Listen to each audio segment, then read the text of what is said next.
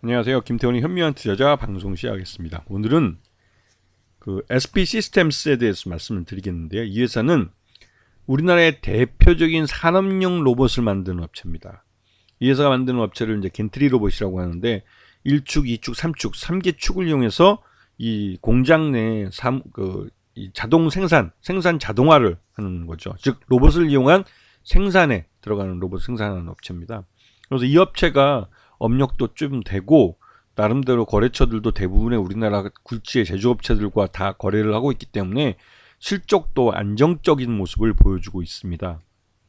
이 업체가 만드는 이 겐트리 로봇은 이 부품부터 시작해서 모듈, 그 다음에 자동화 장비에다 겐트리 자동화 시스템까지 완벽하게 이 산업용 로봇을 그 대부분 다 생산해낼 수 있는 능력을 갖고 있는 회사죠.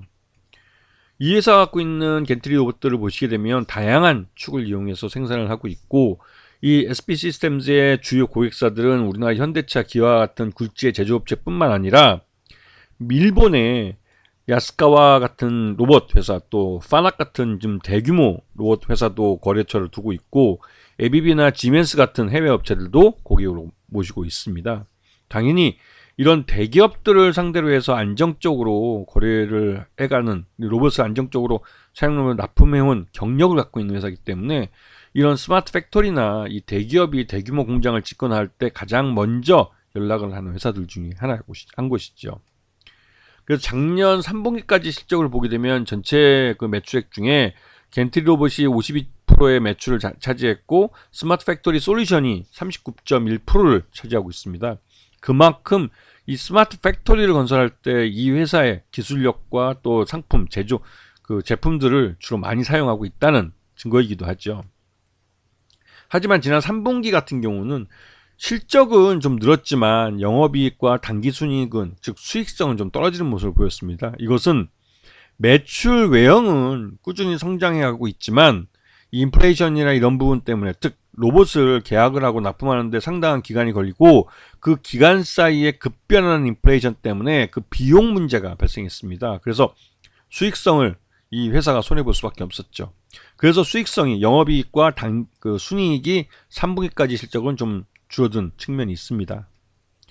그리고 최대주주 지분이 지금 52%나 되기 때문에 경영권은 상당히 안정되어 있고, 최근 들어서 지금 최대주주인 심상균 대표가 직접 주식을 일부 사들이면서 1월 17일 날 지금 62,034주를 1,630원, 현재가 비슷한 가격대에 인수한 것으로 나오고 있습니다. 이런 것 보듯이 지금 현재 주가가 지난해보다 상당히 낮아져 있는 그런 상태고, 이렇게 주가가 흘러내린 이유는 이 작년 3분기부터 우리나라 경기가 급격하게 경기 위축으로 들어가면서 기존에 투자를 하려고 했던 대기업들의 투자가 많이 이연된 측면이 있습니다.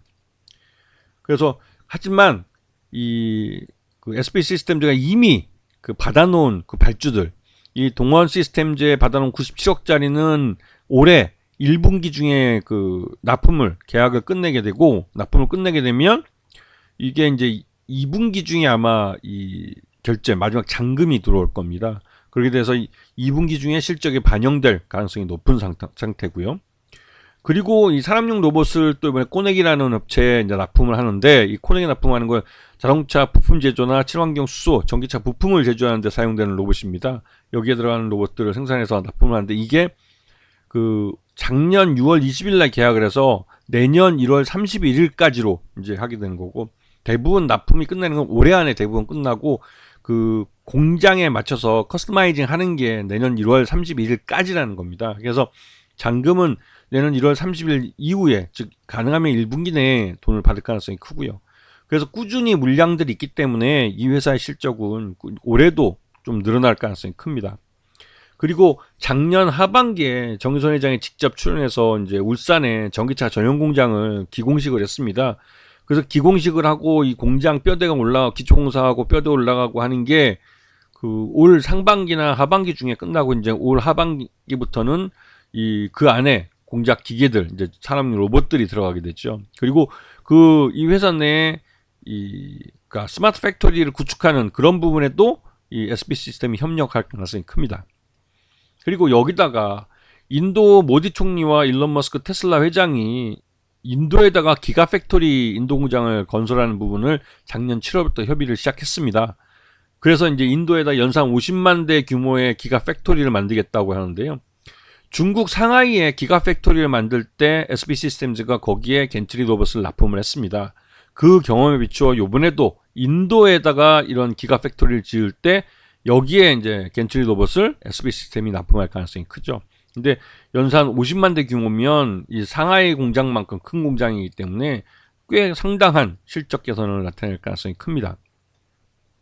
그래서 SB 시스템이 전반적으로 작년 10월달 특히 3분기 때 이 주가가 많이 급락한 것은 작년 3분기 때 현대차와 기아가 이 투자를 많이 좀 재검토하고 이연하면서 그 영향을 받은 바가 큽니다. 그래서 이제 그 울산에 있는 전기차 공장 기공식도 11월 달에나 할 수 있었고 이런 부분 때문에도 이런 그 스마트 팩토리에 대한 투자가 이연되면서 여기에다가 기계를 그러니까 산업용 로봇을 납품하는 SB 시스템즈의 실적도 둔화될 거라는 게 우려되면서 주가도 많이 흘러내렸죠.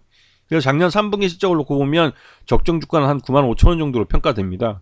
그래서 지금 현재 주가도 좀 4분기 때로 이제 아직 실적을 회복하지 못한 모습일 것 같아서 주가가 여전히 그 만 원을 전후해서 올라갔다 내려갔다 하고 있는 거죠. 근데 최근 들어서 최대주주가 직접 주식을 취득한 게 시장에 알려지면서 이 SB 시스템즈에 대해서 좀 이제 앞으로 기대감을 갖게 되는 그런 시각으로 변화가 되고 있는 겁니다.